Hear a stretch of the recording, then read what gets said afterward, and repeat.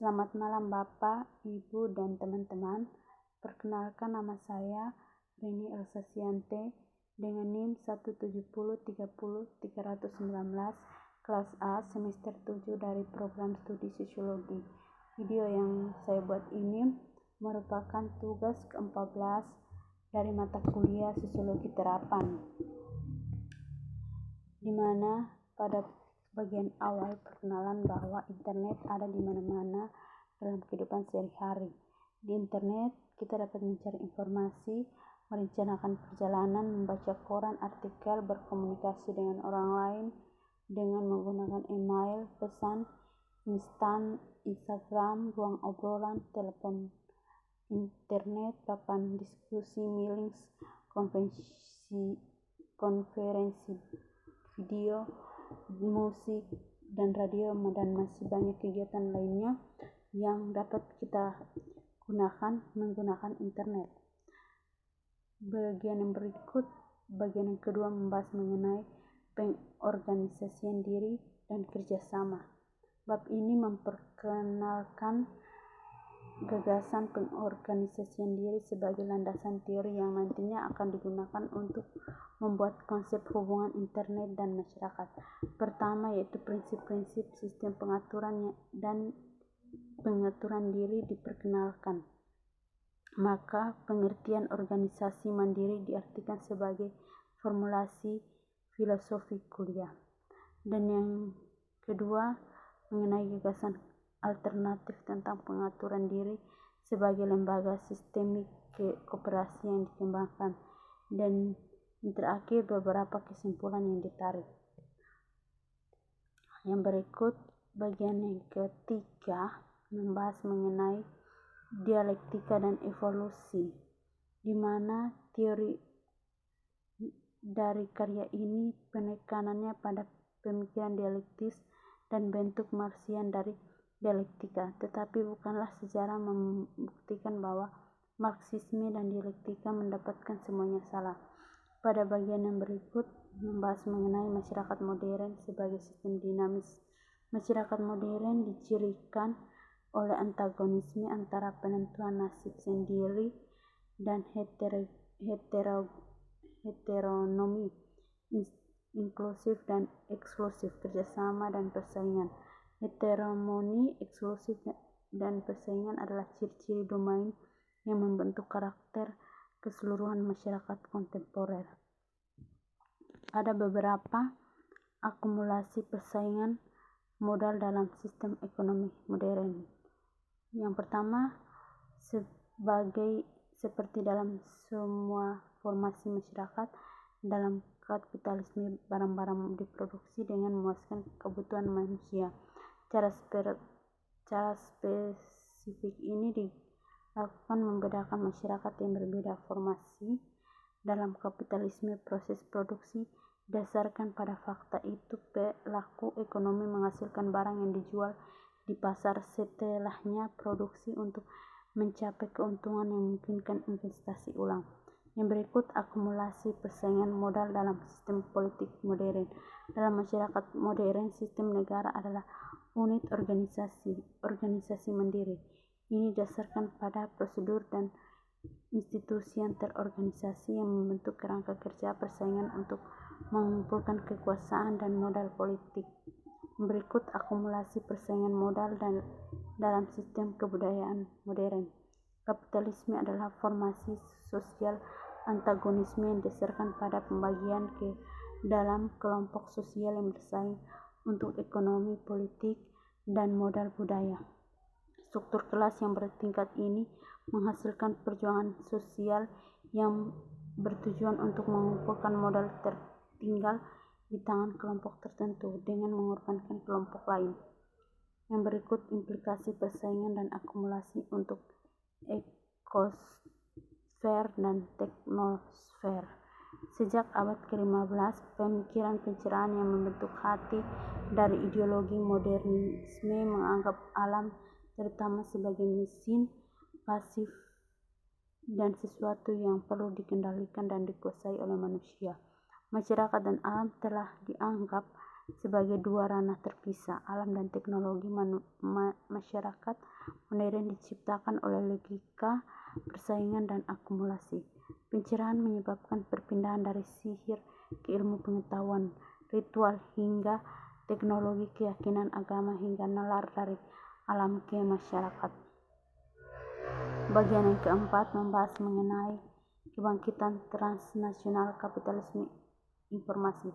Dalam bab ini dibahas kategori mana yang harus digunakan menggambarkan keseluruhan karakter masyarakat kontemporer. Bagian kontrak pertama, konsep yang telah digunakan dalam literatur ilmiah yang membahas aspek masyarakat informasi yang diperkenalkan. Pertama, presentasi pesan konsep kunci yang berbeda bersifat kronologis. Yang kedua, akhirnya dari presentasi pesan konsep kunci yang berbeda bersifat kronologis. Dan yang kedua, akhirnya beberapa kesimpulan yang ditarik. Bagian yang kelima membahas mengenai dinamika internet sosial.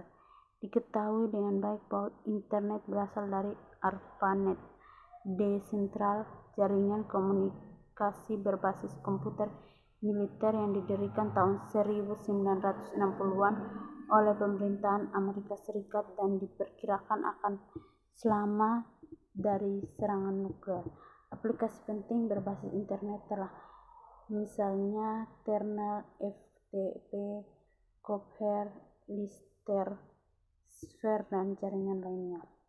Berikut yang kelima membahas mengenai web, sistem teknologi sosial dinamik.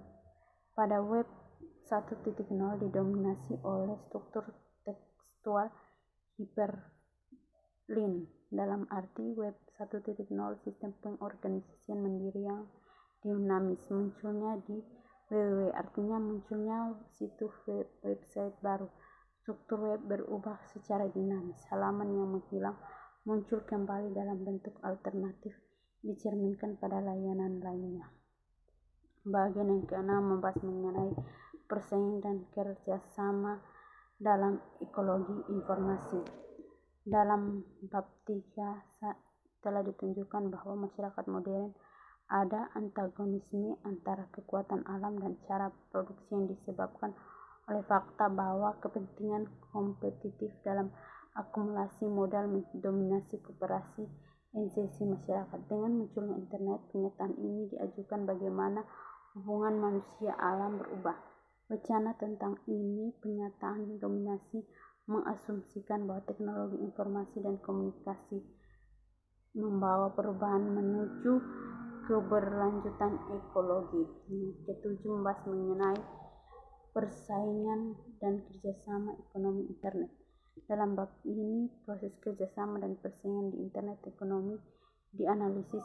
Sebelum melakukan terlebih dahulu diperlihatkan bagaimana model adalah organisasi niche dalam kapitalisme informasi dalam bentuk jaringan desentralisasi perusahaan yang menggunakan kerjasama sebagai ideologi untuk memajukan persaingan akumulasi modal. Bagian yang ke-8 membahas mengenai persaingan dan kerjasama dalam politik online. Sistem politik masyarakat berurusan dengan keputusan kolektif yang mengacu pada mengatur kondisi kehidupan. Kekuasaan adalah disposisi atas sarana yang dibutuhkan untuk mempengaruhi proses keputusan untuk kepentingan sendiri. Dominasi mengacu pada disposisi atau alat paksaan yang digunakan untuk pengaruh melibatkan orang lain, proses, dan keputusan. Bagian yang ke-9 membahas mengenai persaingan kerjasama di kripkultur. Arturo Escobar menekankan bahwa teori organisasi diri dapat dibentuk studi tentang cyberkultural yang kritis terhadap modernisasi karena menekankan otonomi dan pengalaman mengatur diri sendiri. Mungkin bahasa kompleksit menandakan bahwa mungkin bagi teknosaintifik untuk berkontribusi pada desain bentuk kehidupan yang mengindahkan mekanisme yang paling mematikan penataan kehidupan dan dunia yang diperkenalkan oleh proyek modernitas. Bagian yang ke-10 membahas mengenai kesimpulan bahwa tugas bab-bab dalam buku ini menyatukan argumen yang disajikan dalam bab tunggal dari buku. Kerangka teori yang dipilih dalam buku ini adalah pemikiran kritis dan gagasan tentang sistem yang mengatur diri sendiri. Sistem yang mengatur diri sendiri adalah sistem yang secara dinamis menghasilkan dan mereproduksi ketertiban dari dalam dan berdasarkan pada logika batinnya.